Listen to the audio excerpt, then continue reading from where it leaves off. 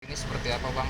Oke, kami dari tim Hotman Yananuan hari ini mendatangi Ditkrimsus Polda Metro Jaya dalam rangka untuk follow up ataupun koordinasi dengan penyidik terkait laporan kami yang kami buat pada tanggal 31 Januari 2023 nomor LP garing B garing 543 garing 2003 SPKT Polda Metro Jaya, yang mana Mas Paris adalah klien kami pada saat itu mendatangi Kopi Joni, mendatangi Pak Hotman, mengadukan yang dialami yang bersangkutan.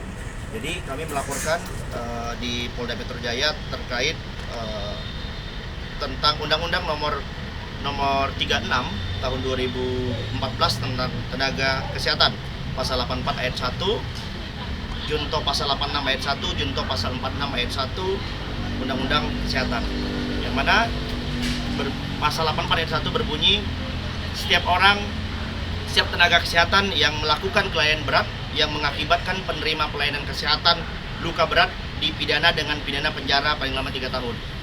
Dan atau pasal 360 ayat 1 KUHP, barang siapa karena kliennya menyebabkan orang lain luka berat dihukum dengan hukuman penjara selama-lamanya 5 tahun. Jadi perlu kami jelaskan sedikit, Faris ini pada bulan Agustus 2021 mendatangi sebuah rumah sakit swasta di dekat rumahnya, yaitu di Bekasi Barat, Bekasi Utara, saya ulangi, di Bekasi Utara, mendatangi rumah sakit tersebut dengan kendala apa? Demamnya tinggi. Setelah didiagnosa oleh petugas medis ya kesehatan, ternyata diagnosanya DBD ya.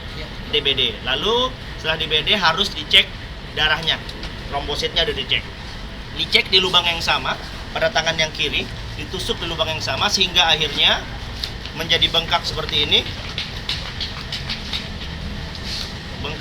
ini sampai beberapa hari bengkak.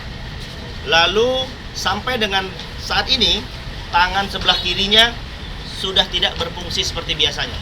Dengan kata lain, sarafnya cacat permanen menurut vonis dokter ya, cacat permanen.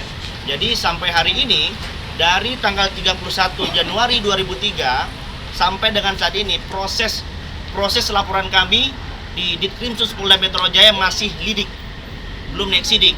Nah, SP 2HP terakhir yang kami terima dari penyelidik, yang kami terima tanggal 19 Desember 2023, yang pada intinya informasi dari penyelidik terakhir sudah memeriksa salah satu dokter, inisial dokter MF, yaitu selaku dokter bedah vaskuler di rumah sakit swasta tersebut. Jadi kami meminta mungkin Dir ya, Pak Dir Krimsus, Direktur Krimsus Polda Metro Jaya, agar kiranya bisa menaati atensi ini, dan juga Pak Kapolda. Sebelumnya kami juga sudah diundang oleh Uya Kuya untuk membahas kasus ini. Mungkin teman-teman ada yang ingin menambahkan?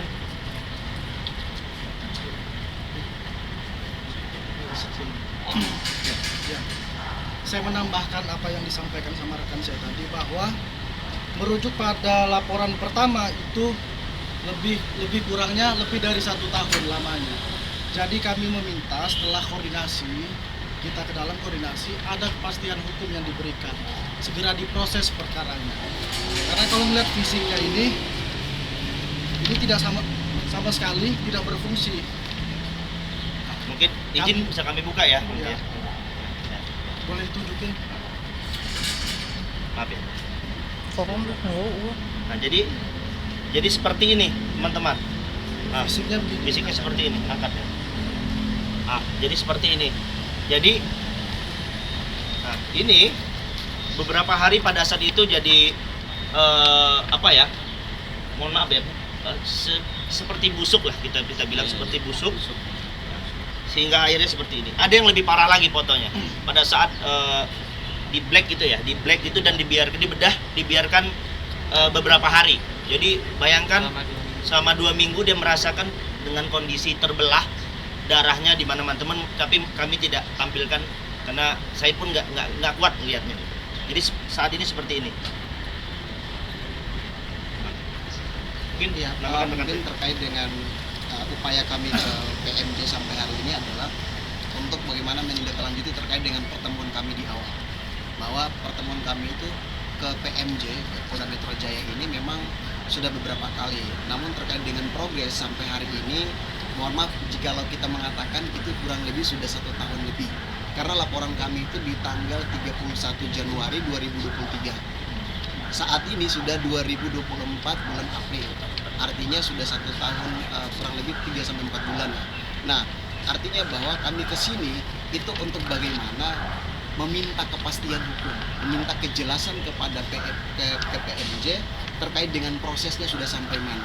Karena memang pada pertemuan kami terakhir, upaya yang nanti akan dilakukan oleh pihak PMJ katanya nanti ada mau ke MKDKI. MKDKI itu adalah Majelis Kehormatan Dokter Indonesia atau Majelis Kode Etik ya. Nah itu nanti ada upaya, namun sampai hari ini kami belum mendengar informasi tersebut. Oleh sebab itu dengan konferensi pers hari ini kami berharap supaya dapat dipublikasi dan kemudian dapat atensi dari pihak Kapolda ataupun pihak penyidiknya. Karena menurut kami di sini ada semacam kejanggalan sebenarnya. Kenapa? Karena sampai hari ini tidak ada kepastian. Sampai hari ini tidak ada kepastian. Oleh sebab itu harapan kami besar mewakili pihak keluarga dan kemudian sampai hari ini jikalau teman-teman melihat ya, itu prosesnya belum ada hal yang pasti, masih lidik begitu. Karena tadi rekan kami sudah sampaikan bahwa karena statusnya masih lidik, harapan kami biar cepat-cepat itu biar bisa naik sidik agar dapat segera digelar gitu. Nah itu mungkin harapan kami agar supaya bahwa perkara ini jelas, terang dan transparan. Ya, sedikit kami tambahkan. Jadi sebelum kami membuat laporan polisi, sebenarnya sebelum dari pihak keluarga sudah ada pertemuan dengan pihak rumah sakit. Namun pihak rumah sakit menurut klien kami seakan-akan menyepelekan. Dia menganggap ini resiko medis ya, resiko medis. Padahal ya masa orang mau DBD, diagnosa DBD, kenapa sampai seperti ini? Artinya kenapa gitu. Itu yang pertama. Yang kedua, menurut klien kami pada saat itu beberapa oknum dokter ataupun oknum petugas medis di rumah sakit tersebut menganggap ini sepele dan bisa dibayar. Sempat ada pernyataan dari oknum petugas medis di rumah sakit tersebut mengatakan kepada orang tua klien kami, si ibu, Bu, sebut aja nominalnya. Ini kan maksudnya apa gitu. Ini kan kelakuan binatang menurut saya gitu. Mohon maaf saya agak keras karena ini kan anak masih masih anak muda gitu. Bayangkan bagaimana ininya nasibnya ke depan. Siapa yang emang rumah sakit mau terima dia kerja gitu loh. Rumah sakit mau tanggung jawab nggak gitu. Duit bisa dicari tapi tangannya bagaimana gitu. Sebelumnya juga sudah datang ke Pak Hotman, sudah minta dibantu dan Pak Hotman mengarahkan kita, memerintahkan kita untuk mendampingi Mas Faris untuk membuat laporan polisi. Sekali lagi kami meminta teman-teman media bisa membantu mengawal terus kasus ini dan kami sekali lagi memohon kepada Pak Dirkrimsus ya, Dirkrimsus Polda Metro Jaya agar kiranya bisa atensi perkara ini. Bahkan Kapolda maupun Pak Kapolri. Bang, tadi kan sempat ada pihak rumah sakit ingin ada itikat baik untuk sebut nominal. Nah, sebenarnya apa sih yang ingin diminta? Sebenarnya begini, kalau terkait nominal, kita nggak berbicara nominal. Yang dicari oleh keluarga adalah tanggung jawab. Tanggung jawab, jangan datang langsung nembak butuh berapa duit gitu loh. Jadi itu kan nggak elok. Jadi sama aja memperjualbelikan tangannya. Kalau nggak sini tangannya yang ngomong, kita belah tangannya, kita kasih duit. Begitu sih. Jadi sebenarnya pihak keluarga hanya menginginkan pertanggungjawaban. Pertanggungjawabnya apa? Ini berapa mau dibayar? Saya rasa teman-teman 100M pun mungkin mikir mending hilang duit 100M daripada tangannya mohon maaf seperti ini gitu. Jadi lagi-lagi pihak keluarga menginginkan itikat baik dan tanggung jawab yang pasti dan jelas oleh rumah sakit karena dengan kondisi tangan seperti ini siapa yang mau terima kerja? Mohon maaf ya, siapa yang mau terima kerja? Rumah sakit mau tanggung jawab nggak? Kecuali rumah sakit baik kami akan tanggung jawab mulai dari pekerjaannya nanti. Ini siapa yang mau terima kerja? Dia masih kuliah loh, masa depannya masih panjang. Udah wisuda, dari sebelum lulus sampai udah wisuda. Pada saat itu masih kuliah. Bayangkan anak muda. Oke, mungkin terakhir Faris, mungkin ada yang mau disampaikan terkait agenda hari ini yang ingin menanyakan perkembangan kasusnya. Ya, di sini saya hanya berharap agar kasus ini dapat diselesaikan dengan cepat dan tepat, dan saya juga meminta agar kepolisian untuk untuk dapat menindaklanjuti kasus saya lebih dalam lagi agar saya bisa cepat terselesaikan. Itu aja sih yang dapat saya sampaikan. Pihak keluarga mungkin selaku abangnya Paris ada yang disampaikan. Ya terima kasih buat rekan-rekan media yang telah mengawal kasus ini pula. Saya selaku keluarga abangnya Faris, Menteri Faris yang mengawal kasus ini dari awal, saya hanya berpesan mudah-mudahan kasus ini bisa selesai dengan baik dengan dikawalnya oleh Bang Hotman Wanwan dengan timnya. Saya hanya ingin berbicara, tidak ada satu orang pun secara pribadi ataupun secara institusi yang bisa lepas dari kasus hukum. Saya masih yakin itu karena Indonesia ini adalah negara yang baik. Jadi saya bermohon sekali untuk Bapak Kapolri, Bapak Kapolda, sekali lagi Bapak Kapolri, Bapak Kapolda, Bapak Kapolri, dan Bapak Kapolda, tolong selesaikan, bisa mengawal kasus ini dengan baik. Karena apa? Banyak sekali sebenarnya kasus-kasus tentang kesehatan seperti ini, dan jangan sampai terjadi lagi kesekian kalinya. Mungkin itu saja yang bisa saya sampaikan. Sekali lagi terima kasih, kasus ini harus selesai. Sedikit Itu aja, tambahkan terima kasih. sedikit. Jadi sekali lagi, jangan hanya karena ini orang kecil melawan korporasi, melawan rumah sakit besar, jadi jangan seenaknya gitu loh. Jadi kami jangan sampai kita jadi menimbul fitnah. Ada apa? Ada apa gitu loh. Kenapa? Karena yang kita laporkan adalah rumah sakit swasta yang lumayan terbesar, ya, yang lumayan besar namanya. Kenapa tidak diproses? Kami anggap belum diproses karena udah 1 tahun masih dalam lidik. Ayolah, gitu. Ayo dong penyidik, ayo dong. Jangan sampai ini menjadi menjadi sejarah yang buruk juga buat Krimsus Polda Metro Jaya gitu. Tidak bisa mengungkap perkara ini gitu. Terima kasih. Bang, berarti ini salah satu dugaan malpraktek ya Bang ya? Ya, ini dugaan malpraktik. Jadi ya bayangkan awalnya diagnosanya demam berdarah, ditusuk-tusuk di lubang yang sama, diduga tusuk lubang yang sama sehingga menjadi seperti ini, sampai saat ini seperti ini. Jadi ini mati. Sarafnya udah nggak berfungsi. Gitu. Oke, ada lagi teman-teman? Mungkin Faris bisa diceritakan juga nggak sih setelah ditusuk itu terus bisa membusuk itu butuh waktu berapa lama? Mungkin efeknya di kamu seperti apa sih awalnya? Atau gejalanya pertama seperti apa?